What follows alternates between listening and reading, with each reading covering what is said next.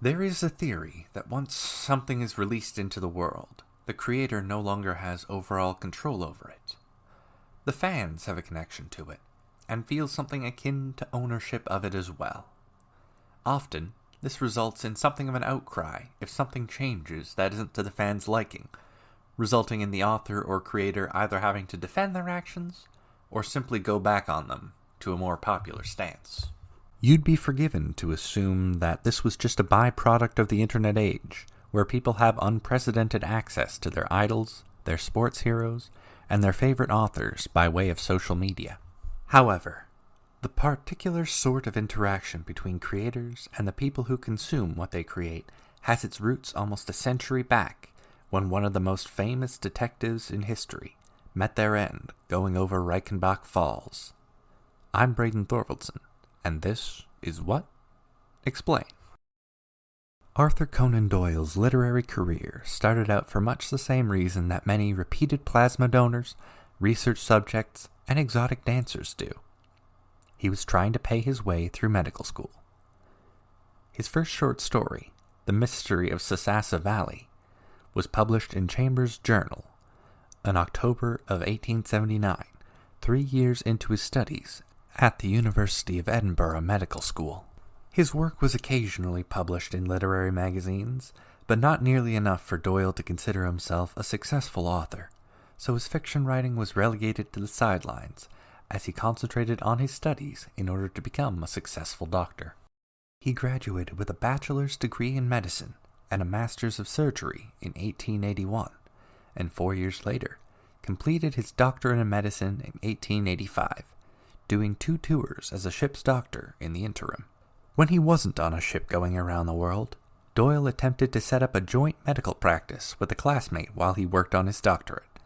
However, their relationship proved to be less than amicable, and Doyle quit the practice soon after to strike out on his own. With less than £10 to his name, Doyle moved to Portsmouth, a city in the south of England, and attempted to set up a practice as a consulting physician and general practitioner. However, he was missing the one thing that any doctor needed, even in the 1800s. People willing to come in the door with their medical problems.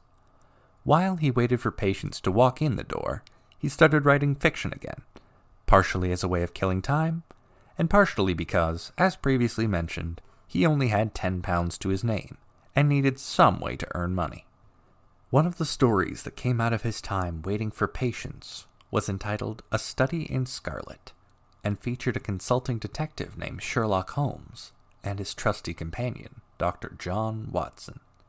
It was written in 3 weeks and was sold to a publisher in October of 1886, who gave Doyle the total sum of £25 in exchange for all rights to the story. The story was published a year later in Beeton's Christmas Annual in 1887, and received high enough praise that the publisher commissioned a follow-up story starring these 2 characters, which turned into the novel The Sign of 4. After he wrote The Sign of 4, Doyle made one last attempt at resuscitating his medical career. In 1891, he went to Vienna, Austria, in order to study to become an ophthalmologist, with the hopes of becoming an eye surgeon later on. However, he found the primarily German technical terms and medical phrases used in the Austrian teaching hospital to be too difficult to understand, and quit his term early, spending the rest of his time in Vienna ice skating, writing, and drinking. He returned to London in late 1891 and set up a small office as a medical doctor and consulting ophthalmologist. Again, no patients showed up, and Doyle found himself once more in an office with nothing but free time on his hands. There was one good thing that came out of his final venture into the medical field. He started writing short stories starring Sherlock Holmes. Doyle wrote the first 5 Holmes short stories in his consulting office, just waiting on patients to arrive. He turned out to be something of a failure as an ophthalmologist, but he had finally found success as a writer. A Scandal in Bohemia was the first of the Holmes short stories to be published in the Strand magazine, and 11 more were published between July 1891 and June of 1892. The British public absolutely adored the adventures of the brilliant yet aloof detective, and subscriptions to The Strand increased monthly, while Doyle's profile himself was on the rise. In fact, one of the few people in Britain who disliked Sherlock Holmes was his creator, Arthur Conan Doyle himself.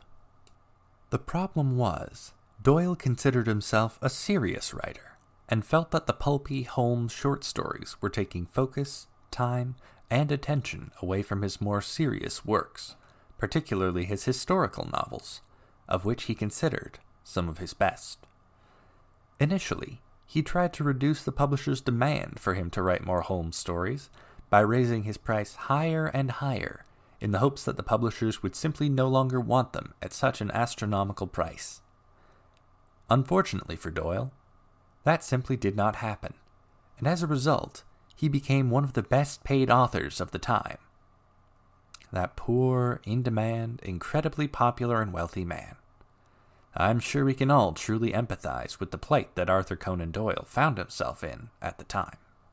He published 10 more Holmes short stories in 1893, and then finally had enough.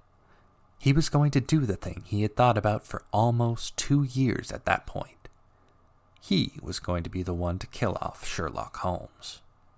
The Adventure of the Final Problem was published in the December issue of the Strand magazine, and both introduced Holmes's arch-nemesis, Professor James Moriarty, and ended the story with both of them going over Reichenbach Falls, seemingly to their deaths.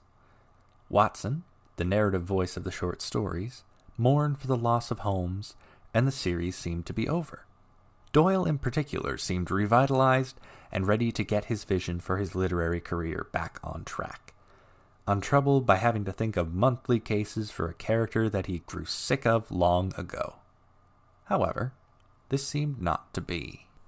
There was a massive outcry from the public on both sides of the Atlantic when The Final Problem was published. The Strand magazine suffered over 20,000 cancelled subscriptions from readers outraged that Doyle would kill off Holmes in such a way, and affected the magazine to such an extent that the editor of The Strand had to reassure shareholders in the magazine that they would, in fact, weather this event. Doyle himself was the subject of a significant amount of hate mail as a result of the story, wanting him to bring back Holmes again. Even his own mother was disappointed with the decision, writing back to him in 1891 when he was first contemplating killing off Holmes, "You can't. You mustn't. You wouldn't."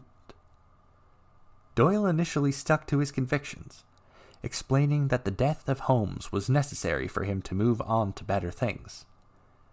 However, the pressure continued over the years to come, and Doyle began to waver. None of his successive published works gained the notoriety of the Holmes stories, and he suffered from comparisons to the initial run of short stories. In 1901, he published The Hound of the Baskervilles, which Doyle emphasized was not a Sherlock Holmes story, but a story about a hellhound on the moors that just happened to feature Sherlock Holmes heavily, and took place before the events of The Final Problem. The Hound of the Baskervilles remains one of the most successful Sherlock Holmes stories to this day, and 2 years later, Doyle finally relented and brought Holmes back from the dead with The Adventure of the Empty House in 1903, in which it was explained that Holmes survived the fall from Reichenbach, but faked his own death in order to hide from Moriarty's henchmen and avoid any repercussions from them falling on Watson. Public pressure ended up pushing Doyle to revisit Holmes, and he wrote 33 additional short stories over the next 20 years, albeit at a much reduced pace from his previous run. This was the first occasion where fan reaction was so great that it genuinely changed the course of the creator, and by extension, the character. There are as many opinions on fan ownership of characters and stories as there are people. Not ownership as in financial ownership, but ownership as in they have devoured the stories, theorized with other like-minded people about what certain things would mean, hoped for sequels or further updates, and overall invested a significant amount of their lives into it. Some creators welcome the feedback of fans and interact with them online constantly. In fact, it's rare that a creator of any sort can get a start nowadays without some sort of online following cultivated in order to support their career. Others consider it an annoyance and consider the work their own, and the fans more akin to loyal consumers rather than critics to be considered. On the other side of the coin, some fans can become obsessed with what they want their vision of the stories to be, and react negatively to any change to that. If you're wondering what I'm talking about, go talk to someone on the internet about any Star Wars movie that isn't the original trilogy. Go on, I'll wait. You're back? Well, I'm so sorry you had to experience that, but you see what I'm saying now, right? Regardless, with the plethora of entertainment options available, cultivating fans of one work is essential to any creator working, and often these fans come with expectations and hopes. This results in something of an interaction between the two, not the one-way street of the creator makes a thing and the audience consumes it that it was previously. And that interaction has its origins with the resurrection of one of the most famous fictional detectives in history, all caused by a demand so great that his creator eventually relented and changed the course of his literary career. I'm Braden Thorvaldson, and I'll talk to you again in a couple weeks. Thank you all so much for listening, and I hope you enjoyed the episode. If you like what you've heard so far, please give the show a rating and a review on iTunes, or really wherever you found us. It helps a show like this one immensely find a new audience, so thank you in advance. If you want to get in contact or follow the show on social media, it's at WhatExplainCast on Instagram, Facebook, and Twitter. I'll be putting up a new episode every second Thursdays, so feel free to subscribe to the show on iTunes or wherever you get your podcasts, and be ready for the next one the minute it gets put up.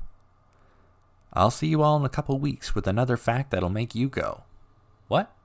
Explain."